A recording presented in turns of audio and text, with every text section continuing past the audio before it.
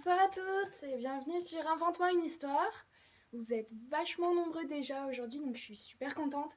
Je rappelle rapidement le principe. Donc, vous écriviez tous un mot dans le chat, le premier qui vous passe par la tête. Je prends les 5 premiers et j'invente une histoire par-dessus. Donc, j'attends vos mots avec impatience. Que vous connaissez, si vous vous souvenez du live où je vous ai présenté Impatience. Hop, je fais quelques petits menus réglages en attendant tous les mots. Je me répète. Voilà. J'attrape mon carnet pour les noter. J'attrape un stylo. Alors, voyons, j'en ai déjà 3, c'est génial. Alors, j'ai turban.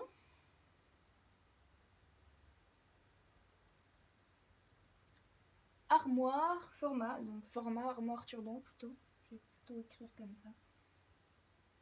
Format. Armoire. Turban. Il me faut encore 2 mots, s'il vous plaît. Abomination.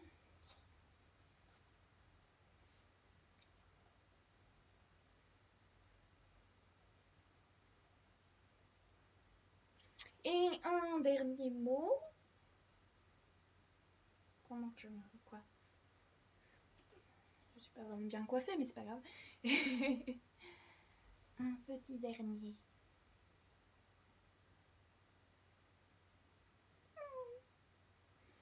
Hop. En attendant le dernier mot, moi je vais aller manger. Hein.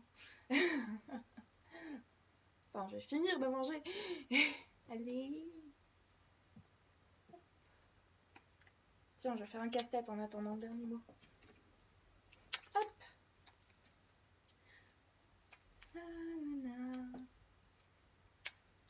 D'ailleurs, si quelqu'un a déjà réussi à faire ce casse-tête, hein, parce que je l'ai acheté comme ça, du coup je ne sais pas du tout à quoi il est censé ressembler. Trident, d'accord, merci. Hop. Trident. Super. Donc, je résume les mots. Format, armoire, turban, Format, armoire, turban, j'y arrive pas. Format, armoire, turban, abomination, trident.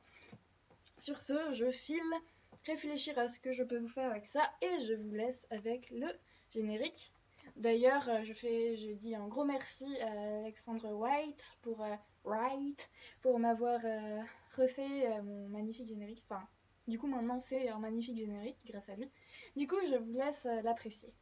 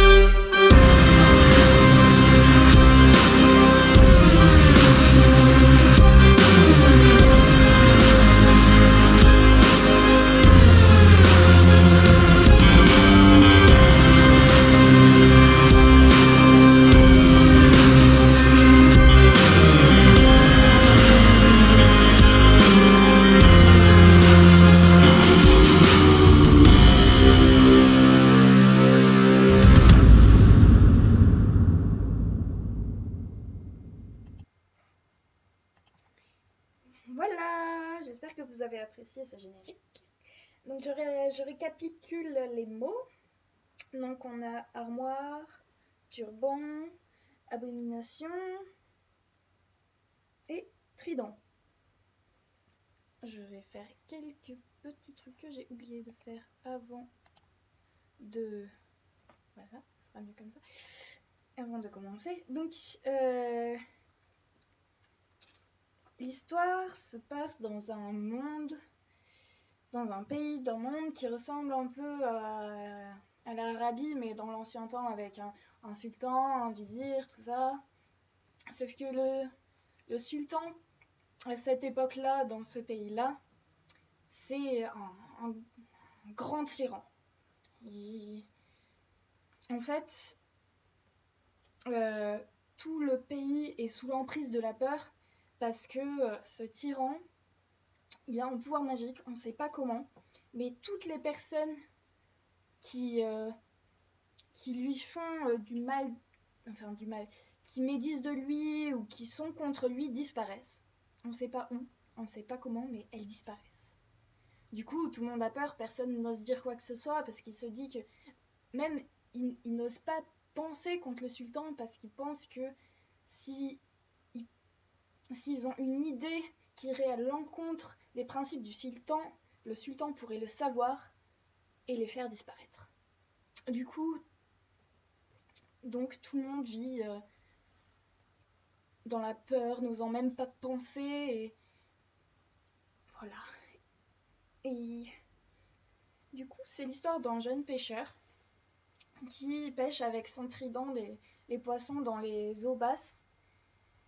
Et ces poissons ont une renommée très grande pour être très très bonnes. C'est toute sa famille, en fait, c'est une famille prestigieuse de pêcheurs, dont les poissons sont les seuls et uniques poissons que le sultan daigne manger.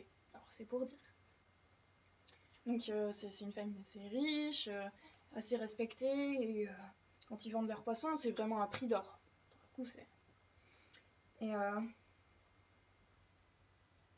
un jour, alors que le jeune homme rentrait chez lui, après avoir fait une bonne pêche, il a pêché pas mal de poissons, il est content, il voit la garde, enfin la milice, on va dire spéciale intervention, c'est-à-dire la milice qui vient chercher les gens qui ont médit sur le sultan, qui arrivent en direction de la maison. Du coup, mais qu'est-ce qui se passe? Il y a un souci, qu'est-ce qui s'est passé? Du coup, il court chez lui avant que la milice arrive. Papa, dehors! Regarde, il y a la milice qui arrive, qu'est-ce qui se passe? Le père, il se précipite à la fenêtre. Mon Dieu, ça n'indique rien de bon. Allez vous cacher, les femmes, allez vous cacher! Du coup, les femmes, elles courent à l'étage de la maison. Et l'armée arrive le groupe de garde arrive au niveau de la maison, ils toquent pas, ils défoncent la porte. Et, halte là, on ne bouge plus, vous êtes demandé au palais. Mais le jeune pêcheur et son père ne résistent pas. Ils osent même pas demander pourquoi, parce que ça pourrait toujours... comment dire... ça pourrait aggraver leur cas. Et du coup, ils suivent les gardes comme ils ont demandé. Ils arrivent jusqu'au palais. Fort heureusement, les gardes n'ont pas pensé à la femme et à la fille qui restent prudemment cachées en haut. Et donc ils sont dirigés vers le palais de l'abomination qui leur tient de sultan.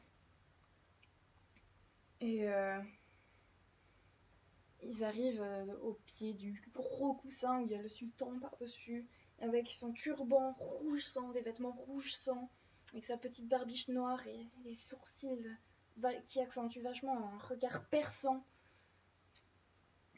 Le sultan, rien qu'à le voir, il fait peur en fait. Donc ils sont forcés à être mis à genoux. Le sultan se redresse et fait: je suppose que vous demandez pourquoi je vous ai fait venir ici expressément, bien sûr. Il se trouve que le format des poissons que j'ai eu au repas ce midi ne m'a pas plu. Non, en effet, je trouve que ils étaient plus petits que la moyenne. Et je pense que, pour cet égard, je pense que vous méritez de disparaître. Le jeune homme, il est révolté, il se lève. Mais attendez, si les poissons sont plus petits, nous n'y pouvons rien. Mais si nous disparaissons, vous n'aurez plus de poissons. Et là, le sultan se redresse. Le jeune homme n'ose rien dire de plus et se raccroupit et se remet à genoux. Le sultan, il fait: je sais que il reste chez vous votre mère et votre sœur. Je pense qu'elles sauront très bien s'occuper de ceci en faisant extrêmement attention à leur taille. Étant des femmes, je pense qu'elles seront plus consciencieuses des détails. Mais cela aura un prix. Le jeune homme, il est révolté, mais il n'ose pas bouger. Il y a les lances qui sont pointées vers eux. Et... bon, il est temps de vous faire partir. Partir? Le garçon, il a une lueur d'espoir, genre, mais on est libéré, je comprends pas. Puis le sultan, il tape dans les mains. Et puis là, il y a 2 serviteurs qui poussent une armoire qui est énorme, qui a l'air super lourde, avec des magnifiques dessins dessus. Et puis, un des serviteurs, il ouvre la porte, elle a l'air très dure à ouvrir. Et puis, derrière la porte, en fait, il n'y a pas de fond dans l'armoire, il y a un espèce de tourbillon noir, blanc, avec des volutes, ça n'a pas vraiment de couleur. Et bizarrement, c'est comme s'il y avait un vent qui allait vers le tourbillon dans l'armoire.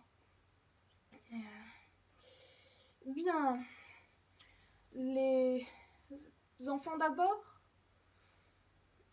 Le père, il est là, comment?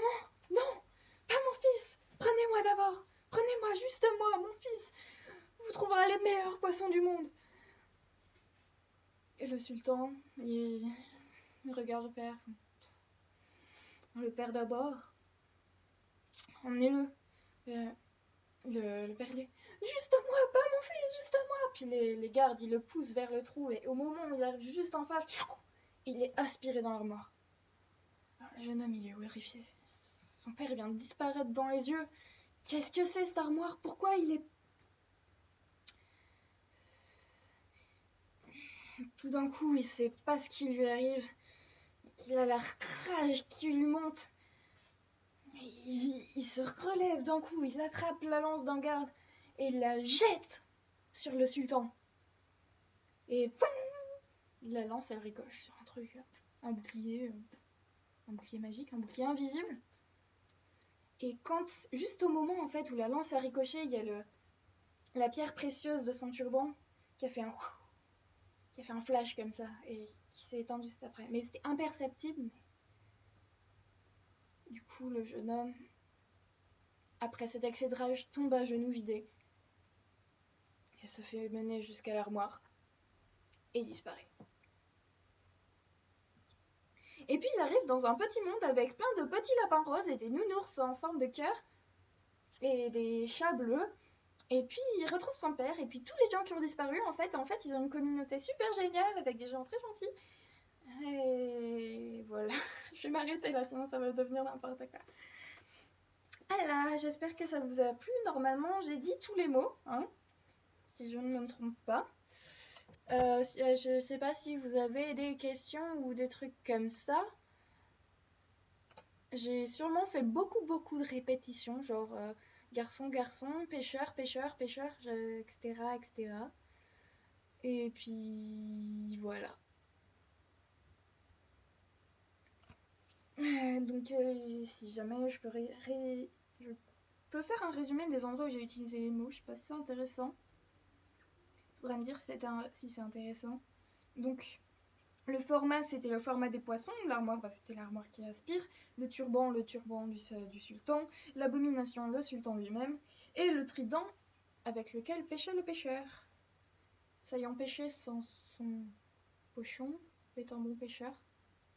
Bref, voilà. Sur ce, je vous dis à la semaine prochaine. Et bonne nuit. Et bonne fin de semaine aussi.